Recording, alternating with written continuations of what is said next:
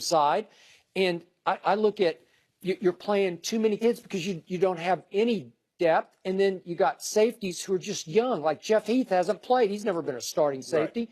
And I got to tell you, a lot of times he just looks lost to me. Yes. Would I like to have Darrelle Revis back there directing traffic and patrolling? Do I think Darrell's got a couple of years left in that body? I do. I know you thought he was looking pretty shot last year at the end of the year. But again, this is desperation time because the defense can't carry its end of the bargain with the offense. Well, my only concern with Darrelle Revis was, did he still care enough? He had the attitude of, I don't care.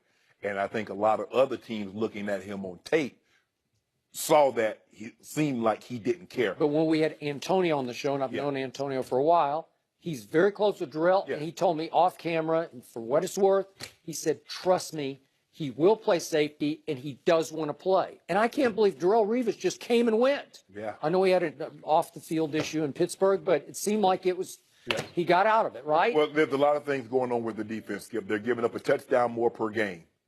Like you said, they were 5th in last year in scoring defense. Now they're 29, so there's only 3 teams worse than them scoring D. They're allowing an average of 35 more rush yards per game. That means your offense is not on the field, so teams are able to sustain drives longer and keep that poorest unit on the field. But here's the problem, Skip. They went from middle of the pack in third down defense. They were 15th. Now they're 27th.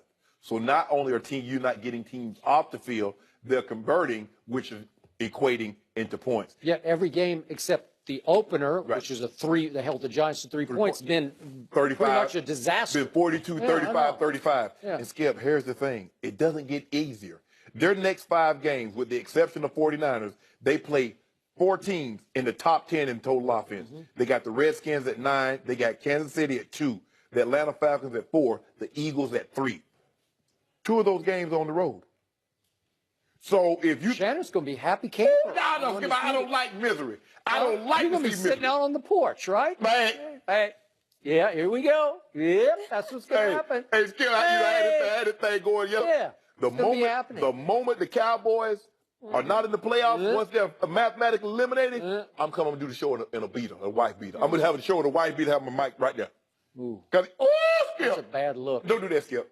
Bad look. Skip, I told you. You think I'd like to see you hurt after what you've done for your boy Shay? You think I'd like to see you in misery? Yes, I do.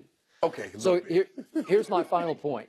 They put so much stock, as do I, in Rod Marinelli, and I've told you for 2 years now, he's the star of the defense. But at some point, scheme can't trump talent. Where you don't have any talent, and you're saying, it doesn't matter, just put anybody out there. Play this Tampa 2, right? Yes.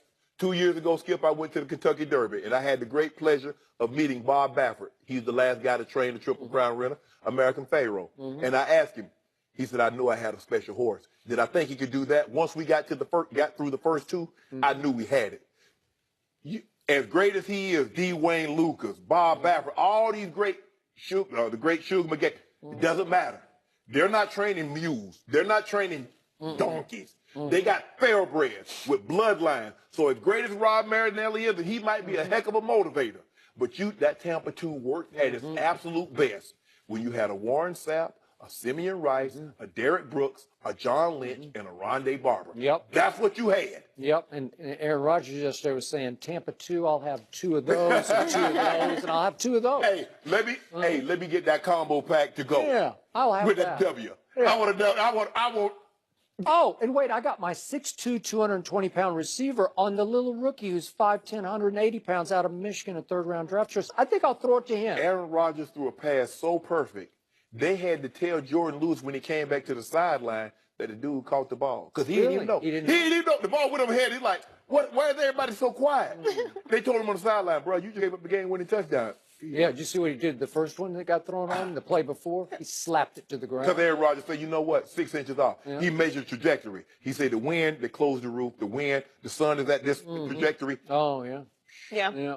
So is your tank going to be like all stretched out, or are you getting one right out the pack? I'm going to give straight out the pack. Really? Straight out the pack, one of them old beaters. And have my chain on. I'm going to have my 84 necklace dangling. Yeah, but I got my house shoes too. You know, I got them old house shoes. I'm gonna walk on the back of them. You know, you don't put your feet all the way in house shoes. You walk on the back of them. A Dolphins coach resigned over an unbelievable video. We'll discuss that next.